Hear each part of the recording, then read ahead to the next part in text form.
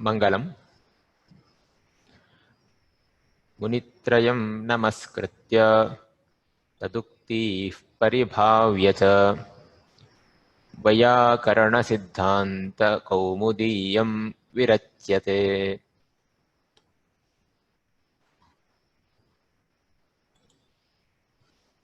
गतपाठे केचन विषयाः अस्माभिः चर्चिताः। उपदेशः, इत्, माहेश्वराणि सूत्राणि, प्रत्याहारः, एतेषां कः अर्थः इति सामान्यतः दृष्टम्।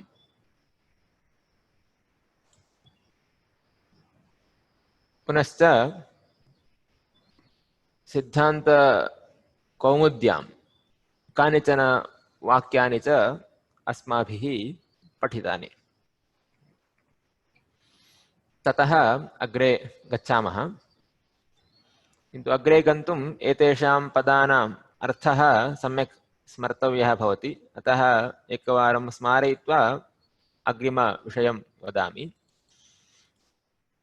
उपदेशः इति कश्चन गणः। तस्मिन् गणे बहवः विषयाः अथवा बहवः अंशाः सन्ति। धातुः वर्तते, प्रत्ययाः वर्तन्ते, माहेश्वरसूत्राणि सन्ति, एवम् अन्येपि वर्तन्ते। अग्रे यथा पठामः तथा अवगच्छामः। किन्तु उपदेशः इति कश्चन गणः। तस्मिन् गणे धातुः, प्रत्ययः इत्यादयः वर्तन्ते।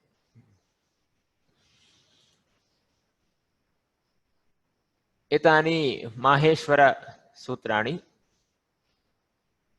एतेषाम् अन्त्यः वर्णः, अन्तिमः वर्णः इत् इति संज्ञां प्राप्नोति। इति काचित् संज्ञा, नाम व्याकरणशास्त्रे दत्तमस्ति। तस्य किं प्रयोजनम् इति चेत् बहूनि प्रयोजनानि वर्तन्ते। इत् इति या संज्ञा अस्ति तस्याः संज्ञायाः बहूनि प्रयोजनानि सन्ति। एकं प्रयोजनम् अस्माभिः गतपाठे दृष्टं, प्रत्याहारः इति उक्तं। तदेकं प्रयोजनम्। अत्र एतेषु सूत्रेषु अन्तिमः वर्णः, उपदेशे अन्तिमं व्यञ्जनम् इति उक्तम्। उपदेशः इति कश्चन गणः। उपदेशे माहेश्वराणि सूत्राणि वर्तन्ते। तत्र अन्तिमं व्यञ्जनं न, क इत्यादयः। एतेषाम् इत् इति काचित् संज्ञा अस्ति इत्युक्तम्। इत्संज्ञाम् आश्रित्य प्रत्याहाराः क्रियन्ते। तत् इत्संज्ञायाः एकं प्रयोजनम्। कीदृशप्रत्याहाराः अस्माभिः कृताः? अण् इति कश्चन प्रत्याहारः। प्रत्याहारे किं भवति? एकः इत्संज्ञकः वर्णः भवति। यथा अण् इत्यत्र नकारस्य इत्संज्ञा अस्ति। इत्संज्ञकवर्णेन सह अन्यः कश्चन वर्णः भवति। यथा अस्मिन् उदाहरणे अकारः वर्तते। अण् इत्यनेन कस्य ग्रहणं भवति? अण् इत्यपि काचित् संज्ञा, नाम। एवञ्च कस्य ग्रहणं, कस्य नाम इदम् इति चेत् अकारस्य पुनः अकार नकारयोः मध्ये ये वर्णाः सन्ति। अकार नकारयोः मध्ये के वर्णाः सन्ति? इकारः अस्ति, उकारः अस्ति। एवञ्च अण् इति अ इ उ त्रयाणां वर्णानां संज्ञा। एवम् एच् इति एकारस्य प्रथमः वर्णः, मध्ये विद्यमानाः वर्णाः ओ ऐ औ। अतः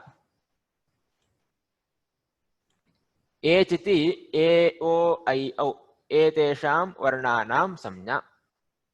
एवं हल् इति सर्वेषां व्यञ्जनानां संज्ञा।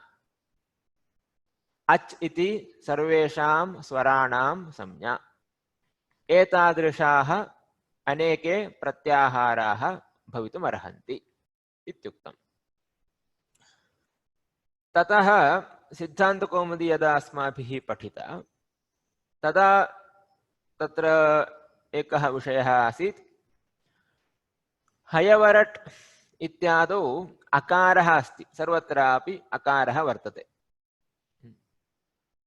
ह प्लस अ, ह य प्लस अ य, एवं सर्वत्रापि अकारः योजितः अस्ति। तस्य अकारस्य किं प्रयोजनं, किमर्थं सः अकारः योजितः इति प्रश्ने उत्तरं दत्तं, हकारादिषु अकारः उच्चारणार्थः, उच्चारणम् एव प्रयोजनम्। यदि अकारः नास्ति तर्हि उच्चारणं क्लेशेन कर्तव्यं भवेत्। केवल व्यञ्जनस्य उच्चारणं कर्तुं न शक्यते, कश्चन स्वरवर्णः अपेक्षितः। हु यु वुरु इति कथने क्लेशः। अतः अकारः उच्चारणसौलभ्याय योजितः इत्युक्तम्। किन्तु लण् इति यत् सूत्रमस्ति, अस्मिन् सूत्रे अपि एकः अकारः वर्तते। तस्य अकारस्य इतोपि एकं प्रयोजनमस्ति, इतोपि अत्र वैशिष्ट्यमस्ति इत्युक्तम्। किं तत्? केवलम् उच्चारणं प्रयोजनं न, किन्तु अयम् अकारः इत्, अस्य अकारस्य इत् इति संज्ञा अपि वर्तते।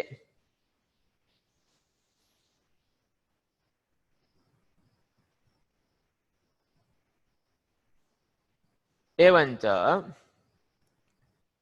माहेश्वरसूत्रेषु अन्तिमवर्णस्य इत् संज्ञा अस्ति। ण, क, ङ इत्यादयः ये सन्ति अन्तिमवर्णाः, तेषाम् इत् संज्ञा अस्ति। पुनश्च लण् इति सूत्रे यः अकारः वर्तते तस्यापि इत् संज्ञा अस्ति। अतः लण् सूत्रे अकारस्यापि इत् संज्ञा, नकारस्यापि इत् संज्ञा, वर्णद्वयस्य इत् संज्ञा अस्ति। अन्येषु सूत्रेषु एकस्य एव वर्णस्य इत् संज्ञा, अन्तिमवर्णस्य एव इत् संज्ञा। अन्यत्र ये अकाराः सन्ति ते सर्वेपि उच्चारणार्थाः। कपै अत्र अकारः अस्ति, ख फ छ ठ थ अत्रापि अकारः अस्ति, सर्वेपि अकाराः उच्चारणार्थाः। तत्र अकारस्य इत् संज्ञा नास्ति इति अयं विषयः उक्तः। इदानीं प्रश्नः भवति, इत् इति काचित् व्याकरणशास्त्रे विद्यमाना संज्ञा, लोकप्रसिद्धा संज्ञा न। यदि व्याकरणशास्त्रे दत्ता संज्ञा इयं, तर्हि किमपि सूत्रं भवेत्। सूत्रेण विना अयं विषयः ज्ञातुं न शक्यते, यतः अयं विषयः व्याकरणसम्बद्धः। अतः इत्संज्ञा केन सूत्रेण, लण् इत्यत्र केन सूत्रेण इत्संज्ञा। एवं ऐ उण् ऋ इत्यादौ नकारादीनाम् इत्संज्ञा अस्ति इति उक्तम्। तत्रापि केन सूत्रेण इत्संज्ञा इति प्रश्नः भवति। अतः तदर्थं सूत्रद्वयं ज्ञातव्यं भवति।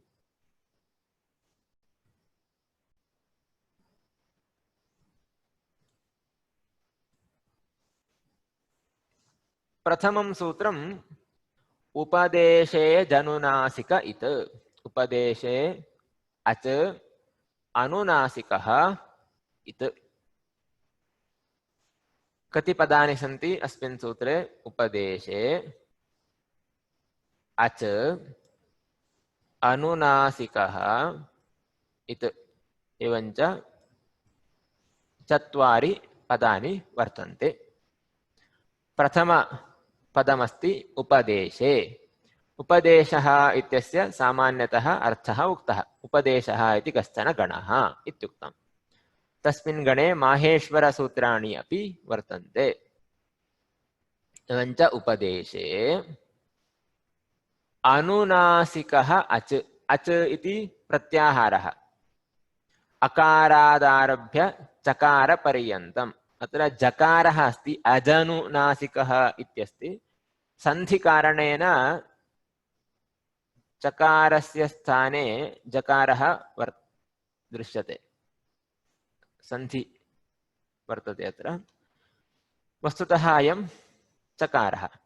अतः अच् नाम सर्वे स्वरवर्णाः अ इ उ ऋ लृ एते सर्वे स्वरवर्णाः अच् इति पदेन कथ्यन्ते। अनुनासिकः, अनुनासिकः नाम कः? यः वर्णः नासिकायाः साहाय्येन उच्चार्यते सः अनुनासिकः इति कथ्यते। तत्र अनुनासिकस्य लेखनम् एवं क्रियते पुस्तकेषु। एवं चन्द्रबिन्दुः लिख्यते, अयम् अनुनासिकः इति वदामः। अ इति उच्चारणम्। अननुनासिकः चेत् अ अ अ कश्चन उच्चारणे भेदः अस्ति। अनुनासिकः अननुनासिकः, लेखने एवं भेदः भवति। चन्द्रबिन्दुः वर्तते चेत् अनुनासिकः, चन्द्रबिन्दुः यदि नास्ति अननुनासिकः इति लेखने भेदः। इदानीं सूत्रेण किमुच्यते? अनुनासिकः अच्। यः अच् अनुनासिकः सः इत् इति संज्ञां प्राप्नोति। उपदेशे, उपदेशः कश्चन गणः, तस्मिन् गणे विद्यमानः अनुनासिकः अच् इत् इति संज्ञां प्राप्नोति। इदानीं कश्चन प्रश्नः, कथं ज्ञायते कः अनुनासिकः कः अननुनासिकः इति? यतः इदानीं यानि पुस्तकानि उपलभ्यन्ते तेषु पुस्तकेषु अनुनासिकलेखनम् अष्टाध्यायी इत्यादिषु अनुनासिकः न लिख्यते। यस्, उदाहरणार्थं मया लण् इति सूत्रं दृष्टम् अस्माभिः। अ इ उण् ऋ लृक् इत्यादौ लण् इति एकं सूत्रमस्ति। लण् इति एवमेव लिख्यते पुस्तकेषु, किन्तु अत्र यः अकारः अस्ति सः अकारः इत् इत्युक्तम्। अर्थात् लण् नाम अयम् अकारः अनुनासिकः अकारः इति उक्तं भवति। उपदेशे उपदेशः धातवः प्रत्ययाः सर्वेपि वर्तन्ते। माहेश्वरसूत्राणि अपि सन्ति। माहेश्वरसूत्रेषु लण् इति सूत्रम् अन्तर्भवति। एवञ्च उपदेशे अनुनासिकः अच्, अयं यः अकारः लण् इति सूत्रे यः अकारः वर्तते सः अनुनासिकः। अनुनासिकः अच् इत् इति संज्ञां प्राप्नोति इति सूत्रस्य अन्वयः। किन्तु प्रश्नः कः? अनुनासिकः अच् इति कथं ज्ञातम्? न लिख्यते कुत्रापि। लेखनकाले अनुनासिकलेखनं न भवति लण् इत्यत्र। कथं ज्ञातम् अयम् अनुनासिकः अच् इति चेत्, इदानीं तु कः अनुनासिकः कः अननुनासिकः इति परम्परया एव ज्ञातव्यम् इति वदन्ति। अर्थात् ग्रन्थेषु अथवा व्याख्यानेषु, बालमनोरमा इत्यादि व्याख्यानेषु उल्लिखितं भवति अयम् अकारः अथवा अयम् अच् अनुनासिकः, अस्य इत्संज्ञा अस्ति, अयम् अच् अननुनासिकः, इत्संज्ञा नास्ति इति लिखितं भवति। तदवलम्ब्य एव अस्माभिः कः अनुनासिकः कः अननुनासिकः इति ज्ञातव्यं भवति। उच्चारणे वा अथवा लेखने वा कोऽपि भेदः न दृश्यते इदानीं, तथापि परम्परया अथवा अध्यापनेन अध्ययनेन अर्थात् ग्रन्थस्य अवलोकनेन व्याख्यानादीनाम् अवलोकनेन अस्माभिः कः अनुनासिकः इति ज्ञातुं शक्यते। एवञ्च लण् इत्यत्रापि अकारः अनुनासिकः यद्यपि न लिखितं पूर्वं, तथापि अयम् अकारः अनुनासिकः इति ज्ञातव्यम्। अनुनासिकः अकारः इति कारणात् अस्य अकारस्य इत् संज्ञा प्राप्यते अनेन सूत्रेण। उपदेशे अच अनुनासिकः इत्।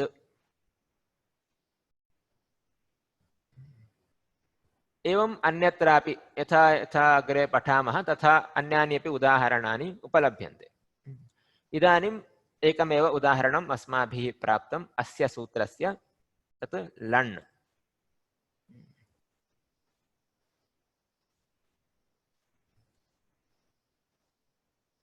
एवं लिखामि अवगमनार्थम्।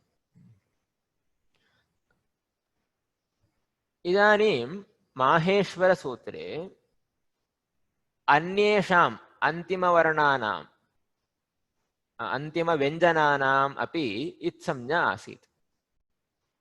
अनेन सूत्रेण तेषाम् इत्संज्ञा दातुं न शक्यते। किमर्थं न शक्यते? अत्र अच इति पदं प्रयुक्तम्।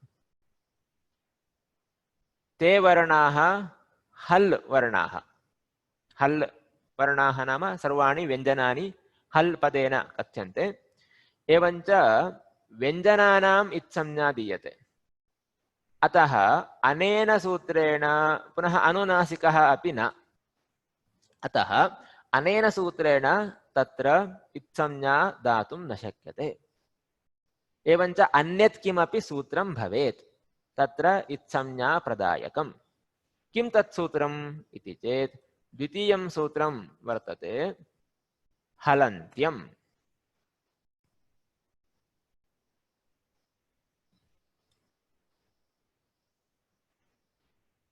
अच् इत्युक्ते सर्वे स्वरवर्णाः अ इ उ च पर्यन्तम्। एवञ्च सर्वे स्वरवर्णाः। हल् नाम सर्वाणि व्यञ्जनानि। अस्मिन् सूत्रे हल् इति पदमस्ति। हल् अन्त्यम्। अन्त्यम् अत्र कति पदानि सन्ति? हल् इत्येकं पदम्, अन्त्यम् इति द्वितीयं पदम्।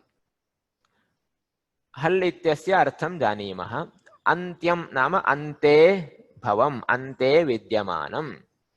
अन्ते विद्यमानं हल् इत्संज्ञां प्राप्नोति। कुत्र अन्ते? यत्र कुत्रापि भवति वा इति चेत् न। उपदेशे इति पदमस्ति, तस्य पदस्य अत्र स्वीकारः क्रियते। उपदेशे इति पूर्वमस्ति, हलन्त्यम् इति अग्रिमं सूत्रम्। उपदेशे इति पदम् अस्मिन् सूत्रे अपि स्वीक्रियते। एतस्य अनुवृत्तिः इति नाम।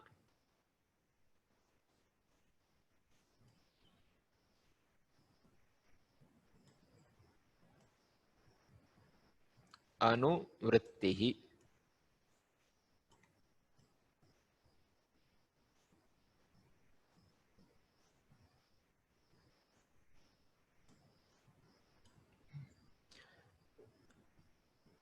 अष्टाध्याय्यां यदि सूत्राणि पश्यन्ति, सर्वेषु सूत्रेषु सर्वाणि पदानि न भवन्ति। सूत्रस्य अर्थ अवगमनार्थं यानि यानि पदानि अपेक्षितानि तानि सर्वाणि पदानि सर्वेषु सूत्रेषु न भवन्ति। तर्हि किं क्रियते इति चेत् पूर्वस्मात् सूत्रात् कानिचन पदानि स्वीक्रियन्ते। यथा हलन्त्यम् इत्यत्र उपदेशे इति पदम् अपेक्षितं, तत्तु नास्ति अत्र। तत् पूर्वस्मात् सूत्रात् स्वीक्रियते। अन्त्यं हल् किं भवति इति प्रश्नस्य उत्तरम् अस्मिन् सूत्रे नास्ति। इत् इति पूर्वस्मिन् सूत्रे वर्तते, तदपि अत्र स्वीक्रियते। उपदेशे अन्त्यं हल् इत् भवति इति अर्थः। एवञ्च उपदेशे इति पदमपि स्वीक्रियते, इत् इति पदमपि स्वीक्रियते। एवं पूर्वस्मात् सूत्रात् कस्यापि पदस्य स्वीकारः अनुवृत्तिः इति पदेन व्यवह्रियते व्याकरणे। अतः उपदेशे इति पदम् अनुवर्तते, इत इति पदम् अपि अनुवर्तते। एवञ्च कः अर्थः सूत्रस्य? उपदेशे अन्त्यं हल, अन्ते विद्यमानं हल व्यञ्जनम् इत् इति संज्ञां प्राप्नोति। अनेन सूत्रेण अन्तिमवर्णस्य इत् संज्ञा दातुं शक्यते। अतः अ इ उण् ऋ लृक् इत्यादौ अन्तिमस्य वर्णस्य इत् संज्ञा अस्ति इति पूर्वम् अस्माभिः दृष्टम्। केन सूत्रेण इत् संज्ञा इति चेत् हलन्त्यम् इति सूत्रेण। उपदेशे अ इ उण् इति उपदेशः, उपदेशे अन्त्यं हल, अन्त्यं हल कः? नकारः, तस्य इत् संज्ञा वर्तते इति द्वितीयस्य सूत्रस्य उदाहरणम्। अतः सूत्रद्वयेन उपदेशे अजनुनासिक इति प्रथमं सूत्रं, हलन्त्यम् इति द्वितीयं सूत्रम्, आभ्याम् इत्संज्ञा दीयते। अन्यानि अपि सूत्राणि वर्तन्ते इत्संज्ञा प्रदायकानि। तेषां सूत्राणाम् अर्थं यदा तस्य उदाहरणं प्राप्नुमः तदा पश्यामः। इदं सूत्रद्वयं प्रधानम्। इदानीं तृतीयः विषयः उक्तः आसीत् प्रत्याहारः इति। प्रत्याहारसिद्धिः केन सूत्रेण भवति? यतः प्रत्याहारः इत्यपि कश्चन व्याकरणसम्बद्धः विषयः, अतः केनापि सूत्रेण तद् वक्तव्यं। केन सूत्रेण उच्यते इति चेत् तदर्थं सूत्रं वर्तते आदिरन्त्येन सहेता इति। कति पदानि वर्तन्ते अत्र? आदिः, अन्त्येन, अन्त्येन सह, इता, चत्वारि पदानि वर्तन्ते। आदिः, अन्त्येन सह, इता।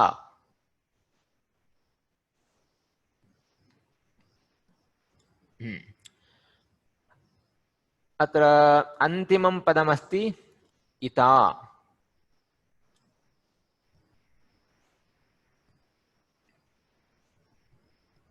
इता इति कस्य पदस्य रूपम्? इत्। इत् इति प्रथमा विभक्तिः, इता इति तृतीया विभक्तिः।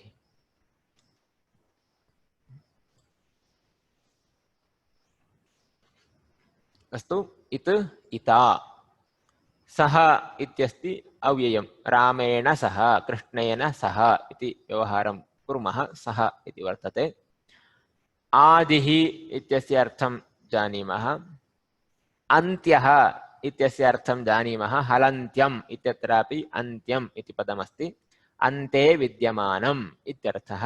अन्त्येन इति तृतीया विभक्तिः। अत्र तृतीया विभक्त्यन्तं पदद्वयं वर्तते।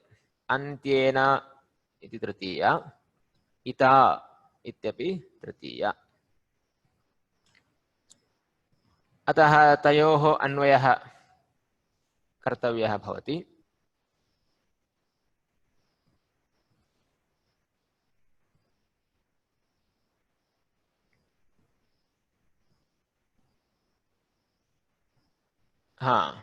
अत्र एकः प्रश्नः पृष्टः। अन्ते संख्या लिखिता अस्ति, उपदेशे अजनुनासिक इत्। तस्मात् परं 1 3 यं हलन्त्यं 133, आदिरन्त्येन सहेता 1171, 170 इत्येवं संख्या वर्तते। तस्य कः अर्थः इति केनचित् प्रश्नः कृतः। एषा संख्या अष्टाध्याय्याम् अस्य सूत्रस्य किं स्थानम् इति निर्दिशति। अत्र पश्यन्ति चेत् सर्वत्र 1 इति अस्ति आदौ। एवञ्च इदम् अष्टाध्याय्यां प्रथमे अध्याये वर्तते। अध्यायः 8 अध्यायाः सन्ति, अतः अष्टाध्यायी। एवञ्च इदं सूत्रं प्रथमे अध्याये अस्ति, अतः अध्यायसङ्ख्या 1 इति। ततः परं पुनः 3 इति वर्तते। अध्यायेषु प्रत्येकम् अध्याये 4 पादाः सन्ति। पादः इति कश्चन विभागः, यथा चाप्टर् इति भवति एवं किमपि उपविभागः अस्ति। अध्यायाः सन्ति, प्रत्येकम् अध्याये 4 पादाः वर्तन्ते, 4 विभागाः वर्तन्ते। एवञ्च प्रथमे अध्याये तृतीये पादे इदं सूत्रमस्ति। तृतीयपादे इदं द्वितीयं सूत्रं, सूत्रसङ्ख्या संख्यायाः द्वितीयम् इदम्। एवञ्च प्रथमे अध्याये तृतीये पादे द्वितीयं सूत्रम् उपदेशे अजनुनासिक इति। अग्रिमं 133 प्रथमे अध्याये तृतीये पादे तृतीयं सूत्रम्। 1171 नाम प्रथमे अध्याये प्रथमे पादे 170तमं सूत्रम् इत्येवं तत्र अष्टाध्याय्यां सूत्रस्य स्थानम्।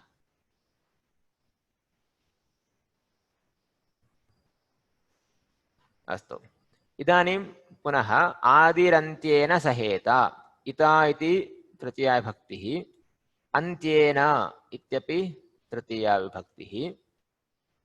अनयोः अन्वयं कुर्मः। अन्त्येन इता, अन्त्येन इता सह, रामेण सह, अन्त्येन इता सह। आदिः, अन्त्येन इता सह आदिः। अन्त्येन इता सह आदिः कुत्र अस्ति? उदाहरणं स्वीकुर्मः। अण्,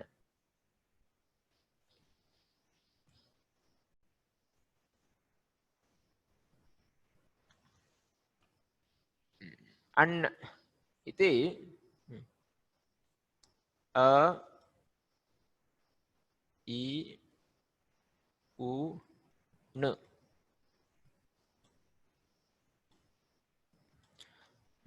अन्त्येन इता सह आदिः। अन्त्यः इति नकारः, आदिः अकारः। एवञ्च अण् इति अन्त्येन इता सह आदिः। अन्त्येन इता सह आदिः किं करोति इति चेत् अत्र पदानि न सन्ति, अनुवर्तते। अन्त्येन इता सह आदिः मध्ये विद्यमानानां, मध्ये किम् अस्ति? इकारः वर्तते, उकारः वर्तते। मध्ये विद्यमानानाम् आदेः, आदिमः वर्णः अकारः, एतेषां संज्ञा।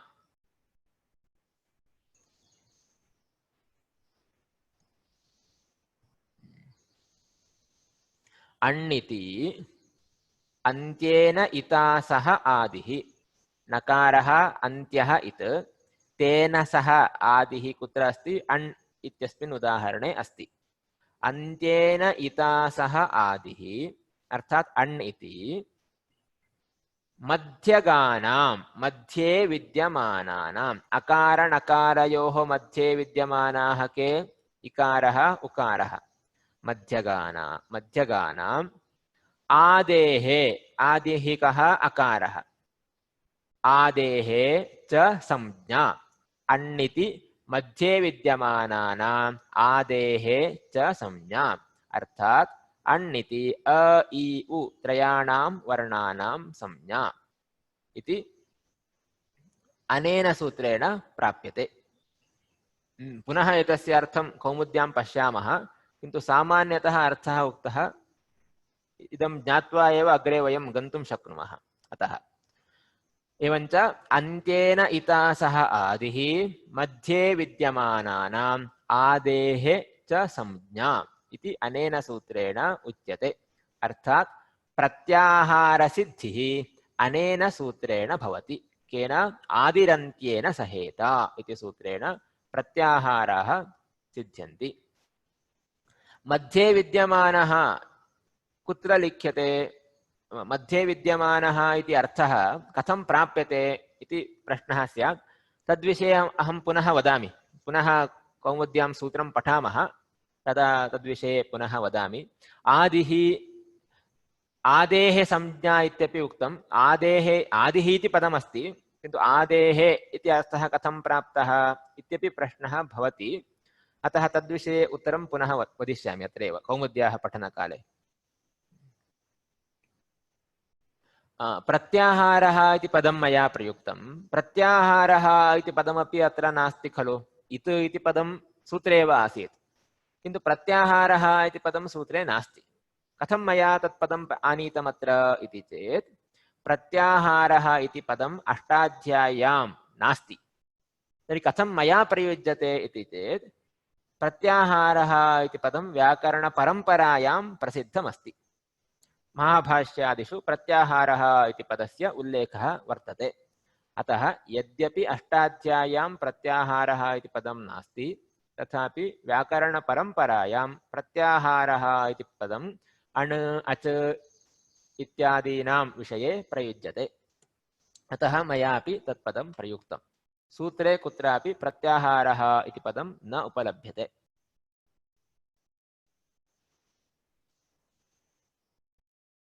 अस्तु अस्तु। एवञ्च अत्र इदं 1171 अतः अनुवृत्तिः अपि अस्ति। तत्सर्वम् अहं तत् कौमुद्याः पठनकाले यदा इदं सूत्रं पठामः तदा वदिष्यामि। इदानीं सामान्यतः सूत्रस्य अर्थः एव उक्तः। पूर्वम् अस्माभिः उदाहरणानि दृष्टानि आसन्। प्रत्याहारः नाम कः, कीदृशः भवति इति उदाहरणानि दृष्टानि। तस्य सूत्रं किम् इति दर्शितं, सामान्यः अर्थः उक्तः। अतः उपदेशे यदनुनासिक इत् हलन्त्यम् इति सूत्रद्वयम् इत्संज्ञा विधायकं सूत्रम्, आदिरन्त्येन सहेता इति इदं सूत्रम् अण् अक् इत्यादि संज्ञा विधायकं प्रत्याहारः इति एकेन पदेन वक्तुं शक्यते। अण् इति इत्यादि प्रत्याहाराः आदिरन्त्येन सहेता इति सूत्रेण सिद्ध्यन्ति।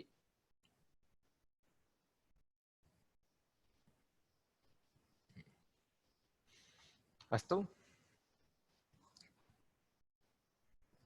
एतावत् ज्ञातम् इति भावयामि।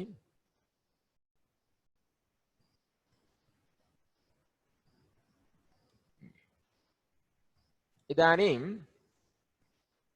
अग्रिमः विषयः।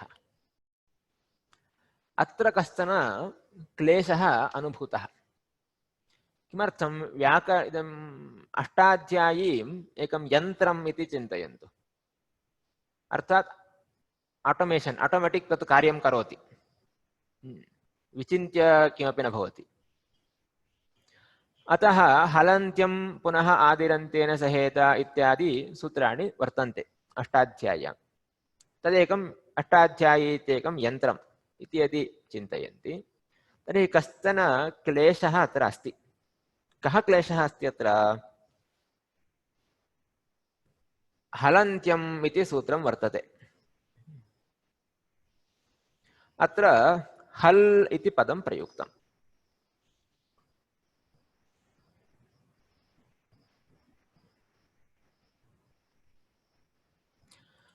हल् इति पदस्य कः अर्थः इति प्रश्नः।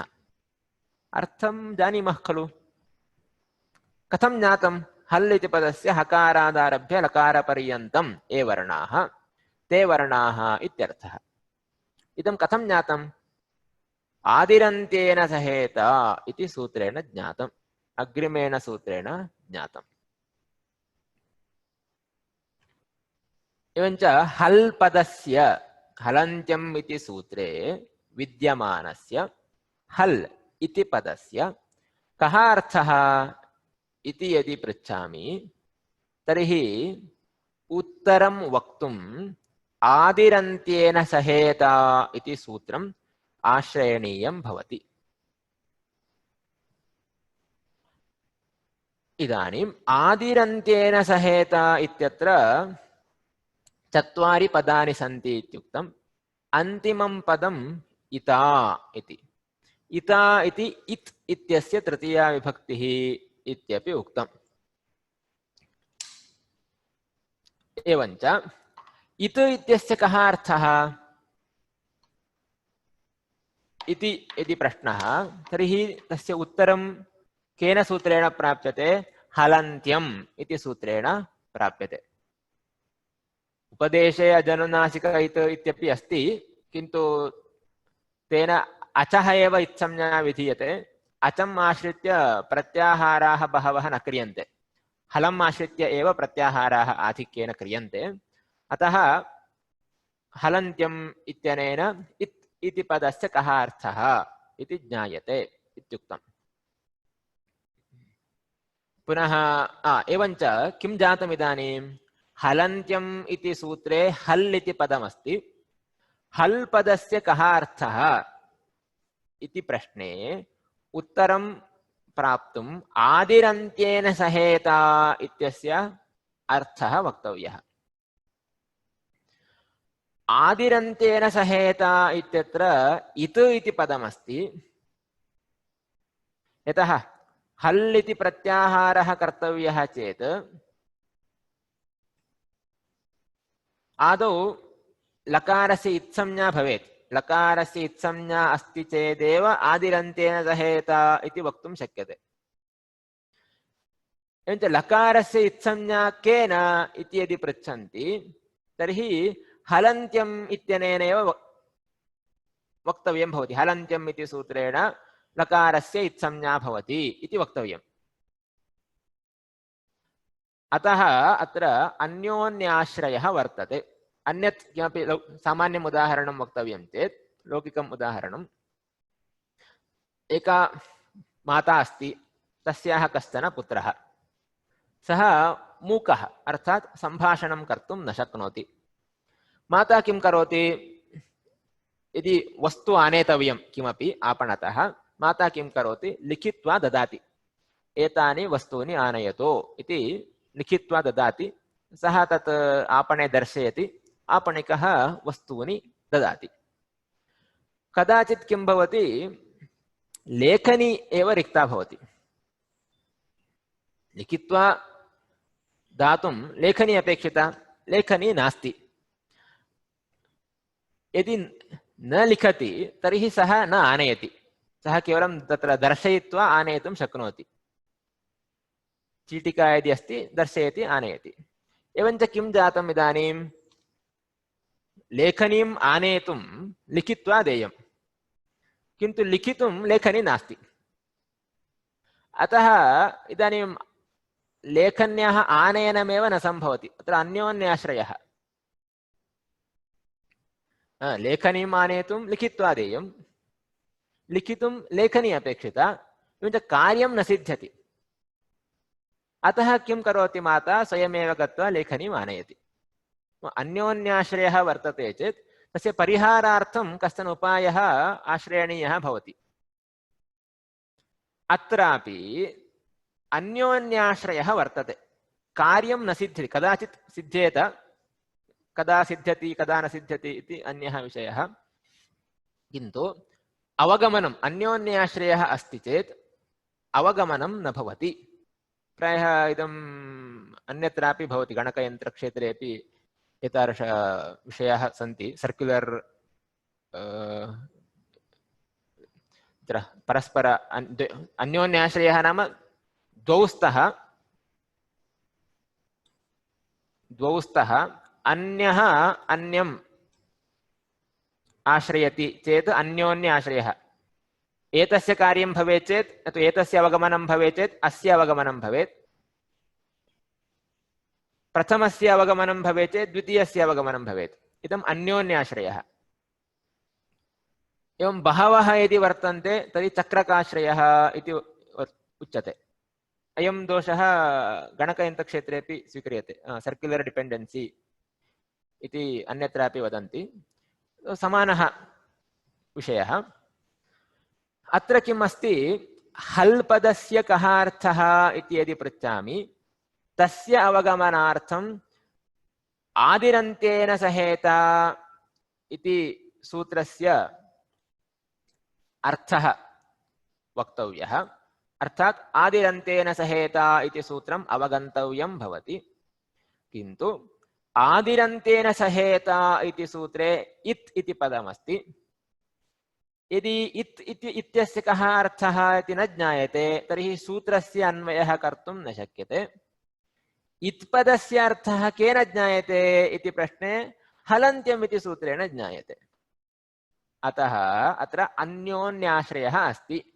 हलन्त्यम् इति सूत्रस्य अर्थं ज्ञातुम् आदिरन्तेन सहेता इति सूत्रे विद्यमानस्य इत् पदस्य अर्थः अवगन्तव्यः। आदिरन्तेन सहेता इत्यत्र इत्यस्य अवगमनार्थं हलन्त्यम् इति सूत्रस्य अपेक्षा वर्तते। एवञ्च अन्योन्याश्रयः दोषः। अन्योन्याश्रयः दोषः चेत् तदा कार्यं न सिद्ध्यति अथवा ज्ञानं न लभ्यते। अतः अन्योन्याश्रयदोषस्य परिहारः करणीयः। कथं परिहारः कर्तुं शक्यते?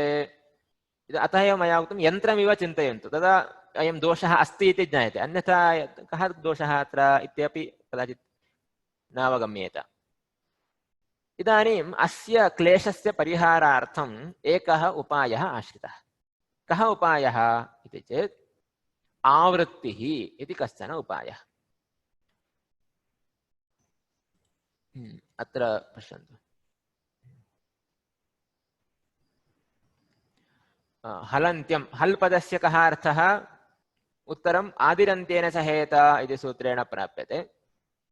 इत् पदस्य कः अर्थः? हलन्त्यम् इति सूत्रेण प्राप्यते। अयम् अन्योन्याश्रयः। अन्योन्याश्रय दोषस्य परिहारार्थं कः उपायः आदृतः? आवृत्तिः इति कश्चन उपायः आदृतः। आवृत्तिः नाम किं क्रियते? आवर्तनं नाम पुनः पुनः कथनम् इत्यर्थः आवर्तनम् इति पदस्य।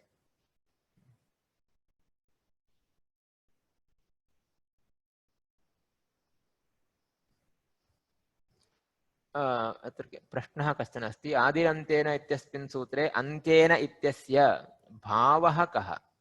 यत्र सामान्यं हल् बहुषु स्थानेषु अस्ति तत्र कस्य ग्रहणं भवेत् एतेन सूत्रेण? अन्त्येन इता, अन्त्यः इत् भवेत्। इदानीम् अ इ उण् इति समुदायः स्वीक्रियते चेत् अन्त्यः इत्, अत्र नकारस्य इत्संज्ञा अस्ति, सः अन्त्यः अस्ति अस्मिन् समुदाये। ऋलुक् अपि अस्ति खलु इति न। अ इ उण् इति समुदायं स्वीकुर्मश्चेत् अयम् अन्त्यः। अ इ उण् ऋलुक् इति समुदायं स्वीकुर्मश्चेत् ककारः अन्त्यः। अतः वयं कं समुदायं स्वीकुर्मः इति अवलम्ब्य कः अन्त्यः इति वक्तव्यं भवति। अ इ उण् ऋलुक् पर्यन्तं स्वीकुर्मश्चेत् नकारः अन्ते नास्ति, सः तु मध्ये अस्ति इदानीम्। अतः अन्त्यः इति वक्तुं न शक्यते। अतः इदं सापेक्षं, कं समुदायं स्वीकुर्मः इति अवलम्ब्य कः अन्त्यः इति वक्तव्यम्। अस्तु। इदानीम् आवृत्तिः इति उक्तम्। आवृत्तिः नाम पुनः पुनः कथनं। सूत्रस्य आवृत्तिः नाम सूत्रस्य पुनः कथनम्। अतः हलन्त्यम् इति सूत्रम् आवर्तते। आवर्तते नाम हलन्त्यम् इति सूत्रं द्विवारं स्वीक्रियते।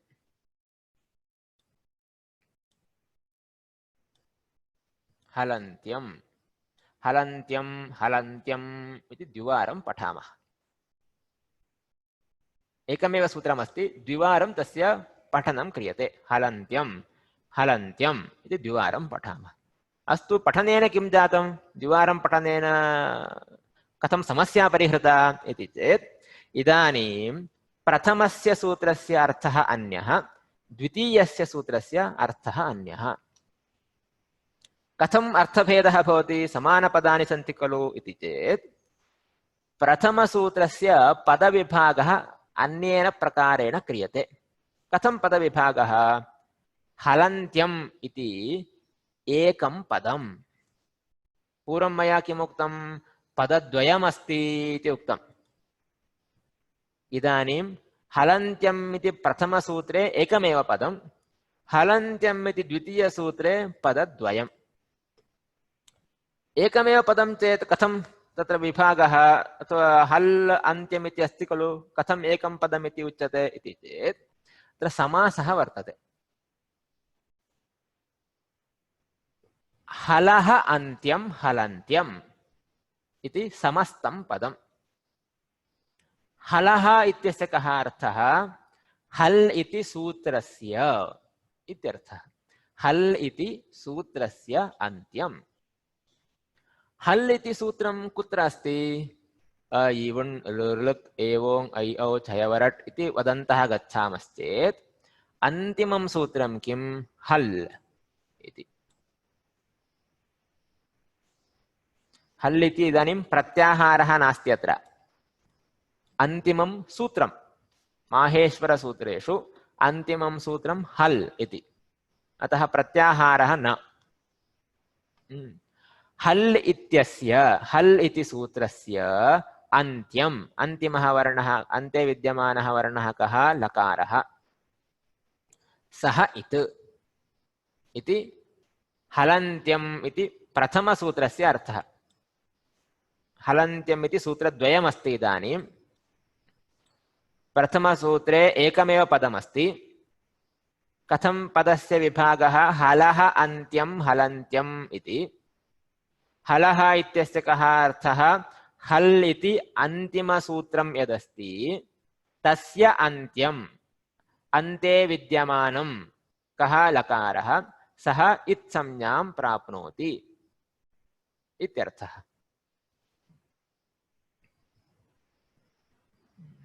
तत्पुरुषः समासः वा इति केनचित् प्रश्नः कृतः। सत्यं, तत्पुरुषः समासः।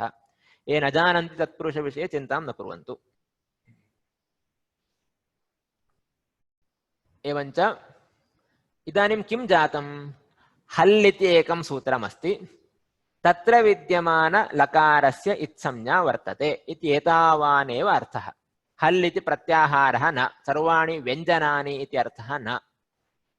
अन्तिमसूत्रं हल् इति, तत्र लकारस्य इत्संज्ञा।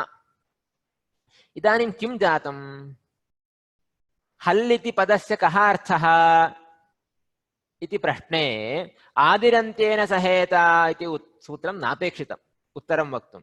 हल् इत्यस्य कः अर्थः? हल् इत्यस्य कः अर्थं जानीमः। अ इवुन् लृक् इत्यादि पठन्ति, अन्तिमं सूत्रं हल् इति।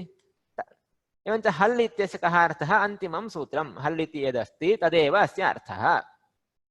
अतः आदिरन्तेन सहेता इति सूत्रं नापेक्षितं हल् पदस्य अर्थावगमनार्थम्। इदानीम् अन्योन्याश्रयः नास्ति। आदिरन्तेन सहेता इति सूत्रम् अनवलम्ब्यैव वयं हल् पदस्य अर्थं वक्तुं शक्नुमः। हल् इत्यस्य अन्तिमः वर्णः लकारः, तस्य इत्संज्ञा भवति। लकारः इत् इति हलन्त्यम् इति सूत्रेण सिद्धम्। हलन्त्यम् इति प्रथमसूत्रेण सिद्धम्। इदानीं किं कर्तुं शक्नुमः वयं? लकारस्य इत्संज्ञा अस्ति, अतः लकारम् आश्रित्य प्रत्याहारः कर्तुं शक्यते। अन्येषां वर्णानाम् इत्संज्ञा नास्ति, किन्तु लकारस्य तु इत्संज्ञा अस्ति। अतः लकारम् आश्रित्य प्रत्याहारं निर्मातुं शक्नुमः। कः प्रत्याहारः निर्मातुं शक्यते? हल् इत्येव। हल् इति प्रत्याहारः निर्मातुं शक्यते।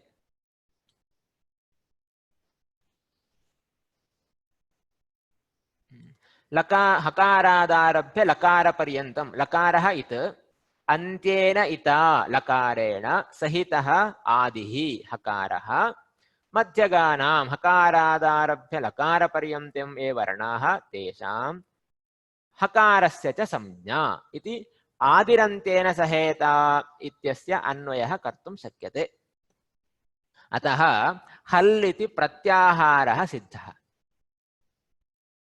अस्तु, इदानीं हल् प्रत्याहारम् आश्रित्य द्वितीयसूत्रस्य अर्थः वक्तुं शक्यः। द्वितीयसूत्रं किं? पुनः हलन्त्यम् इत्येव। अत्र पदद्वयं हल् अन्त्यम्।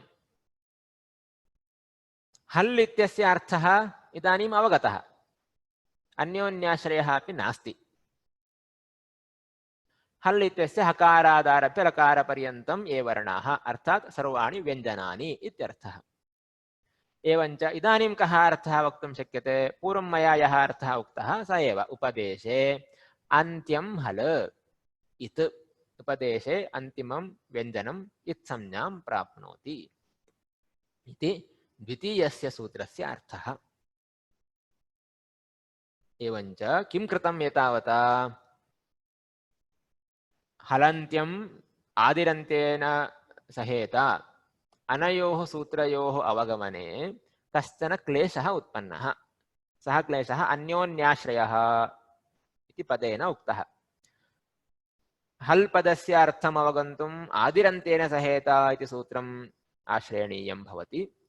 तत्र विद्यमानस्य इत्पदस्य अर्थं ज्ञातुं हलन्त्यमिति सूत्रम् आश्रयणीयं भवति। एवञ्च अन्योन्याश्रयः, अन्यः अन्यम् आश्रयति।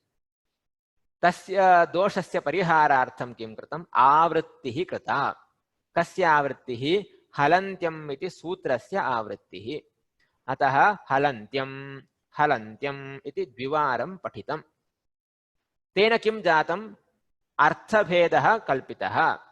हलन्त्यम् इति प्रथमसूत्रे एकमेव पदं, हलः अन्त्यं हलन्त्यं। हलः इत्यस्य कः अर्थः? हल इति सूत्रस्य अन्त्यम् इत्यर्थः। अतः इदानीं हल् पदस्य अर्थावबोधार्थम् आदिरन्तेन सहेता इति सूत्रं नापेक्षितं। माहेश्वरसूत्रे यदन्तिमं सूत्रं तत् इति अर्थः सिद्धः। तस्य अन्त्यं नाम लकारः, लकारस्य इत्संज्ञा भवति इति हलन्त्यम् इति प्रथमसूत्रस्य अर्थः। एवञ्च हल् इति सूत्रस्य अन्तिमः वर्णः यः लकारः तस्य इत्संज्ञा भवति इति हलन्त्यम् इति प्रथमसूत्रस्य अर्थः। तं लकारम् आश्रित्य आदिरन्तेन सहेता इति सूत्रेण प्रत्याहारः क्रियते। हल् इति कश्चन प्रत्याहारः। इदानीं हल् प्रत्याहारः सिद्धः। तं प्रत्याहारमाश्रित्य हलन्त्यम् इति द्वितीयस्य सूत्रस्य अर्थः उच्यते। उपदेशे अन्त्यं हल्, अन्ते विद्यमानं हल्, हल् नाम सर्वाणि व्यञ्जनानि, तेषाम् इत्संज्ञा भवति इति द्वितीयस्य सूत्रस्य अर्थः। इत्येवम् अन्योन्याश्रयदोषः, तस्य परिहारार्थं स्वीकृतः उपायः च मया निरूपितः। अयमेव विषयः सिद्धान्तकौमुद्यामपि अस्ति। यदि एतं विषयं जानीमः ततः सिद्धान्तकौमुद्यां विद्यमानानि वाक्यानि पठितुं शक्नुमः। इदानीं प्रश्नः वर्तते चेत् पृच्छन्तु।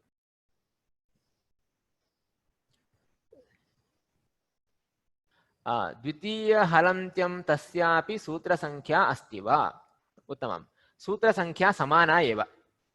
सूत्र यतः अष्टाध्याय्यां तु एकमेव सूत्रमस्ति हलन्त्यमिति, अतः सूत्रसङ्ख्या समाना एव, किन्तु आवृत्ति तस्य सूत्रस्य इति। अतः संख्या समाना लिख्यते। यदि कौमुद्यामपि पश्यन्ति, श्वः यदा पश्यामः, समानसङ्ख्या लिखिता अस्ति।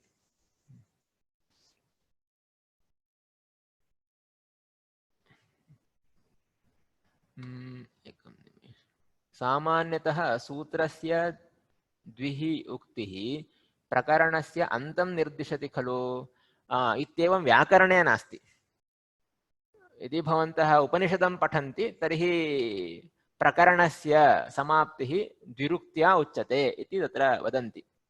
द्विवचनं तत्र दुर्वचनं प्रकरणसमाप्त्यर्थम् इति उपनिषदि वदन्ति, किन्तु व्याकरणे तथा नास्ति। द्विरुक्तिः द्विवारम् उक्त्वा व्यर्थं न कुर्वन्ति, यतः अल्पाक्षरं व्याकरणे प्रधानं। द्विवारम् उच्यते चेत् एकवारम् उक्तं व्यर्थं भवति, अतः द्विवारं त्रिवारं न वदन्त्येव। एवञ्च अत्र एतादृशक्लेशपरिहारार्थं द्विः उच्यते व्याकरणे।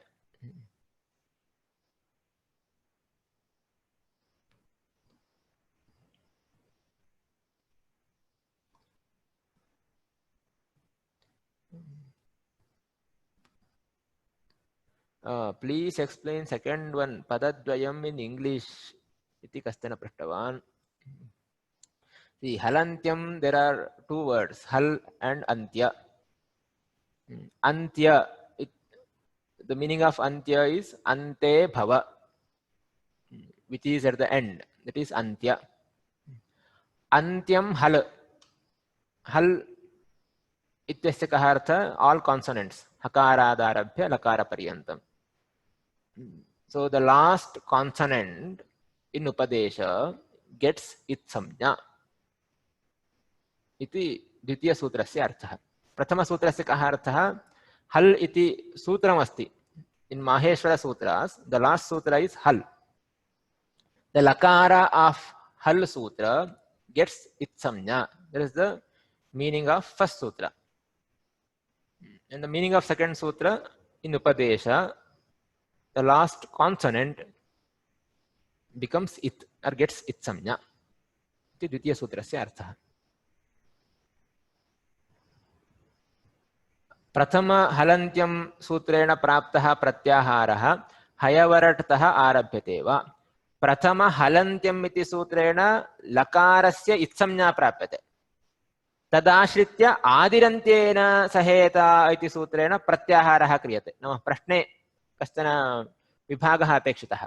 हलन्त्यम् इत्यनेन प्रत्याहारः न क्रियते, किन्तु हल् इति प्रत्याहारं कर्तुं लकारस्य इत्संज्ञा अपेक्षिता, तत् प्रथमेण सूत्रेण दीयते। अतः हल् इति प्रत्याहारः हकारात् आरभ्यते। हयवरट् लण्यमगणं हयवरल सर्वे वर्णाः तत्र अन्तर्भवन्ति।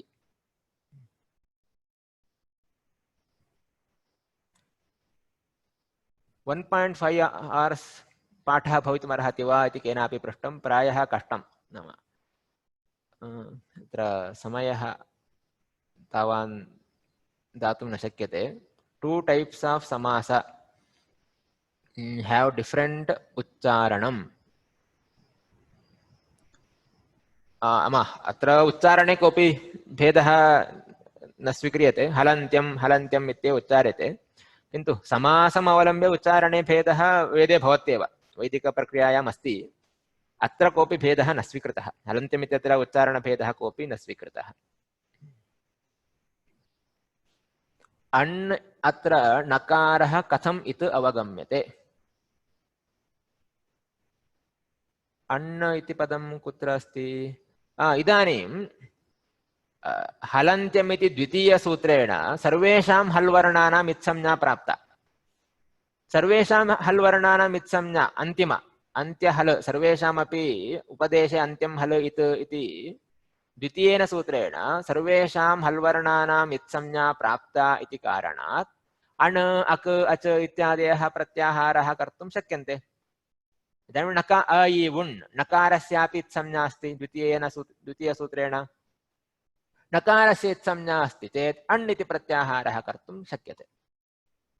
अतः द्वितीयसूत्रेण सर्वेषाम् अपि हल्वर्णानाम् इत्संज्ञा प्राप्ता, अन्तिम हल्वर्णानाम्। अतः प्रत्याहारः कर्तुं क्लेशः नास्ति।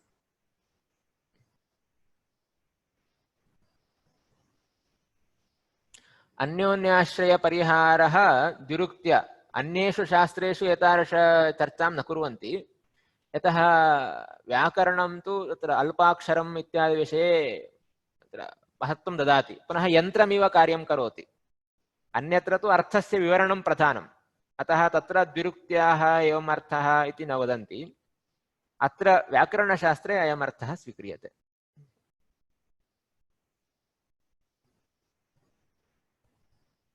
आवृत्तिः कर्तव्या इति सूत्रे कौमुद्यां कुत्रापि उक्तं वा? आम्, कौमुद्याम् अस्ति। कौमुदी पङ्क्तिं पठामः अग्रिमपाठे, तद् अवगन्तुं यदपेक्षितं तद् अद्य उक्तम्।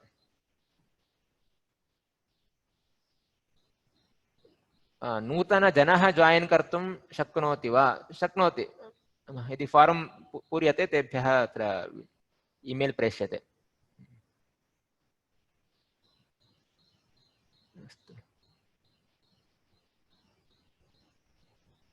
हलन्त्यम् इत्यत्र हलः अन्त्यं वा उत हलि अन्त्यं वा इति कश्चन प्रश्नः कृतः। प्रायः तेन व्याख्यानं दृष्टं स्यात्, अतः अयं प्रश्नः आगतः। हलि अन्त्यम् इति अपि वक्तुं शक्यते, किन्तु षष्ठीसमासः चेत् सुलभम्, अतः दीक्षितैः षष्ठीतत्पुरुषोऽयम् इति स्वीकृतम्।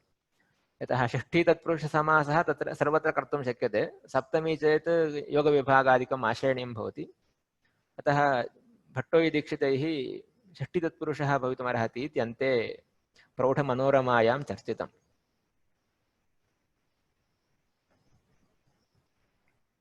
तकारस्य इत् इत्यत्र तकारस्य इत्संज्ञा भवति वा? इत् इत्यत्र तकारस्य इत्संज्ञा न भवति, यतः इत् इति संज्ञा अस्ति, जस्ट् अ नेम्, नाम दत्तम् इत् इति, अतः तत्र तकारस्य इत्संज्ञा नास्ति। हलन्त्यम् आदिरन्त्येन सहेत कथं जानीमः डिपेंडेंस अस्ति इति? कथम् इति चेत् यथा मया उक्तं, हल् पदस्य अवगमनार्थं, हल् पदस्य कः अर्थः, यदि एवं द्विरुक्तिः नास्ति, द्विः उच्चारणं नास्ति, तर्हि हल् पदस्य कः अर्थः इति यदि प्रश्नः, तर्हि आदिरन्तेन सहेत इति सूत्रम् आश्रित्य एव वक्तव्यं भवति। अन्यथा हल् पदस्य अर्थः कः इति वक्तुं न शक्यते। हल् आदिरन्तेन सहेत इति सूत्रस्य अवगमनं भवितुं तस्य कः अर्थः? इदानीं वाक्यस्य अर्थः ज्ञातव्यः चेत् पदानाम् अर्थः अपि ज्ञातव्यः भवति। कदाचित् अध्ययनकाले तद् बहु प्रधानं न स्यात्, किन्तु व्याकरणे तु सूत्रस्य प्रवृत्तिम् अवलम्ब्य एव पदानां सिद्धिः भवति। अतः आदिरन्तेन सहेत इति सूत्रस्य अर्थज्ञानं विना प्रत्याहारः निर्मातुं न शक्यते। आदिरन्त्येन सहेत इति सूत्रस्य अर्थं ज्ञातुम् इत्पदस्य अर्थः अवगन्तव्यः। तदर्थं पुनः हलन्त्यम् इति सूत्रम् आश्रयणीयम्। अतः डिपेंडेन्सी, हल् इति पदम् अवगन्तुम् आदिरन्त्येन सहेत इति सूत्रम् आश्रयणीयम्। तस्मिन् सूत्रे विद्यमान इत्पदम् अवगन्तुं हलन्त्यम् इति सूत्रम् आश्रयणीयम्। अतः अत्र इंटरडिपेंडेन्सी, अन्योन्याश्रयः वर्तते इत्युक्तम्। Where can we get the recording? तत् यूट्यूब इत्यत्र स्थाप्यते, वेदविज्ञानशोधसंस्थानं तस्य इति एव यूट्यूब चैनल अस्ति, तत्र योज्यते। द्वितीयहलन्त्यं स्वीकृत्य कथं प्राप्त अन्यसूत्राणाम् अपि? द्वितीयसूत्रस्य कः अर्थः? उपदेशे अन्त्यं हल्। इदानीम् अ इ उन् ऋ लृक् एवोङ् ऐ औच् एतानि सूत्राणि वर्तन्ते। अन्त्यं हल् कः? अ इ उन् इत्यत्र नकारः, ऋ लृक् इत्यत्र ककारः, एते सर्वेपि एतानि सर्वाणि अन्तिमव्यञ्जनानि अथवा अन्त्यं हल्। अतः सर्वेषामपि अन्त्यवर्णानाम् इत्संज्ञा द्वितीयसूत्रेण प्राप्यते। यदि सर्वेषाम् अन्त्यवर्णानाम् इत्संज्ञा प्राप्यते तर्हि सर्वे प्रत्याहाराः कर्तुं शक्यन्ते। प्रथमसूत्रेण हल् इति यत् सूत्रमस्ति तस्मिन् यः लकारः तस्य एव इत्संज्ञा प्राप्ता। द्वितीयसूत्रेण तु सर्वेषाम् अन्त्यवर्णानाम् इत्संज्ञा प्राप्ता इति भेदः। अतः यदा सर्वेषाम् अन्त्यवर्णानाम् इत्संज्ञा अस्ति, सर्वेपि प्रत्याहाराः आदिरन्त्येन सहेत इति सूत्रमाश्रित्य कर्तुं शक्याः। सूत्राणां कण्ठस्थीकरणम् आवश्यकं किल? यदि आवश्यकं चेत् कथं कर्तव्यम्? अनिवार्यम् इति नास्ति कण्ठस्थीकरणम्, अवगमनं प्रधानम्। यदि कण्ठस्थीकर्तुम् इच्छन्ति तर्हि किं कर्तुं शक्यते? अष्टाध्यायः पारायणं कर्तुं शक्यते। अष्टाध्यायः रेकार्डिङ्ग् सर्वं लभ्यते। यदि श्रुत्वा पारायणं कुर्वन्ति तर्हि श्रुत्वा श्रुत्वा कण्ठस्थीकरणं भवति। प्रतिदिनं तत्र शृण्वन्ति, द्विवारम् उच्चारयन्ति चेत् सप्ताहाभ्यन्तरे कण्ठे धृतं भवति। तथा कण्ठस्थीकर्तुं शक्यते, किन्तु अवगमनं प्रधानम्। सूत्रक्रमम् एतादृशं भवेत् इति लिखितवती अश्विनीजी। हलन्त्यम् आदिरन्त्येन सहेता हलन्त्यं, सम्यक् एवमेव कौमुद्यां लिखितमस्ति। उत्तमम्। मध्ये विद्यमानानां वर्णाः तु अन्यसूत्रतः स्वीकरणीयं वा? मध्ये विद्यमानानाम् इत्यर्थः कथं प्राप्तः इति वदामि। पुनः कौमुद्याम् अस्माभिः आदिरन्त्येन सहेता इति सूत्रं पठ्यते, तदा तस्य विवरणं करोमि पुनः। Can we get Ashtadhyayi book? Ashtadhyayi पुस्तकं तु प्राप्यते खलु, आन्लैन् एव प्राप्यते, साफ्ट् कापी लभ्यते अष्टाध्यायी पुस्तकं। First day recording not opening, first day recording open भवेदेव खलु, सर्वम् अन्यैः श्रुतमस्ति। अतः अण् लण् नकारः द्विवारम् आगतः, अतः सूत्रम् अनुसृत्य अण् इति प्रत्याहारः लण् इत्यस्य नकारपर्यन्तं प्रसरति किम्? नकारस्य विषये वदामि, नाम अग्रे अपि अस्ति। लण् इति प्रत्याहारः न कृतः, पाणिनिना न उपयुक्तः। अण् इति प्रत्याहारः अस्ति, इण् इति प्रत्याहारः अस्ति, अतः तद्विषये अग्रे कौमुद्यामपि अस्ति। अयं प्रश्नः पूर्वमपि आगतः, यदा अग्रे कौमुद्याम् अस्ति तदा एव तस्य विवरणं पश्यामः। द्वितीयहलन्त्यसूत्रेणैव प्रथमसूत्रस्य विवरणं प्राप्यते खलु? आम्, द्वितीयेन प्रथमस्य विवरणं प्राप्यते, किन्तु द्वितीयमेव स्वीकुर्मश्चेत् अन्योन्याश्रयः अस्ति। किमर्थं सूत्रस्य आवृत्तिः कृता? अन्योन्याश्रयपरिहारार्थं। द्वितीयसूत्रेण हल् इति सूत्रे विद्यमानलकारस्यापि इत्संज्ञा प्राप्यते एव, किन्तु द्वितीयसूत्रमेव स्वीकुर्मश्चेत् हल् पदस्य अर्थः कथं ज्ञातः इति स एव प्रश्नः। अतः प्रथमं हल् पदस्य अर्थः आदिरन्तेन सहेता इति सूत्रम् अनाश्रित्य वक्तव्यं भवति। तदर्थं प्रथमसूत्रं। प्रथमसूत्रे हल् पदस्य कः अर्थः इति यदि पृच्छन्ति, माहेश्वरसूत्रे अन्तिमं सूत्रम् इति उत्तरं। हल् इति प्रत्याहारः न तदा। अतः आदिरन्तेन सहेता इति सूत्रम् अनाश्रित्य प्रथमसूत्रे हल् पदस्य अर्थः उक्तः। एवञ्च अन्योन्याश्रयदोषः परिहृतः। तदा हल् इति प्रत्याहारः कर्तुं शक्यते, ततः द्वितीयसूत्रं निर्मातुं शक्यते इति क्रमः।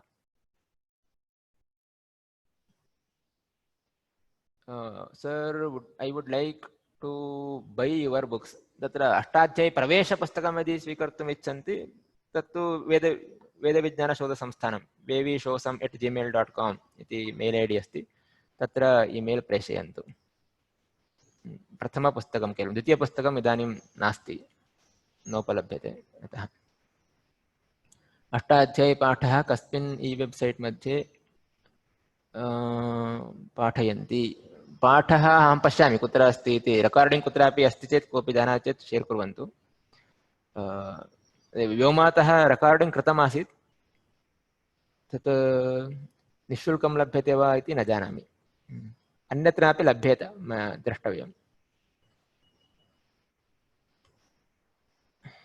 अस्तु।